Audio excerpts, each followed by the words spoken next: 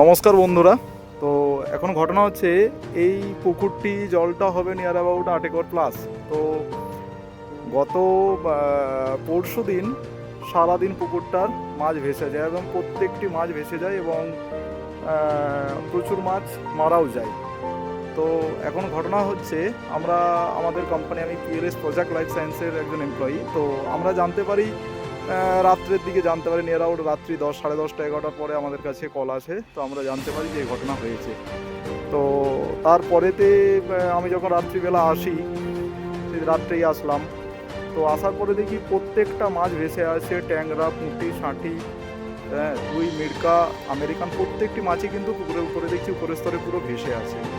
তো তারপরেতে আমাদের পিএলএস কোম্পানির কিছু আমরা মেডিসিন চার্জ করেছি, যেটা হচ্ছে আমাদের অ্যাকোয়াসফট এবং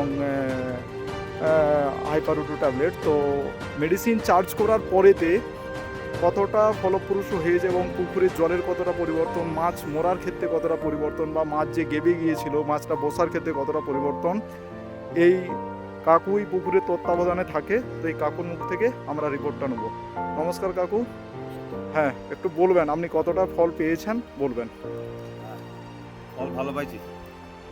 আচ্ছা, মেডিসিন চার্জ করার পরেতে মাছ কতক্ষণ পরে বসেছিল? এই ঘন্টা 3 পর বসেছিল। আচ্ছা, তারপরে মাছ কোনো মরা টরার কোনো গল্প ছিল না। আচ্ছা, জলের কতটা পরিবর্তন হয়েছে? জল ভালো হয়েছে, ক্লিয়ার। আচ্ছা, মানে এখন দেখে খুব ভালো লাগছে। হ্যাঁ, এখন ভালো লাগছে। আচ্ছা, মানে এরপর দেখে কি মনে হচ্ছে যে ওই বিপদটা থেকে মুক্তি পেয়েছেন? হ্যাঁ। তাই? আচ্ছা, ধন্যবাদ।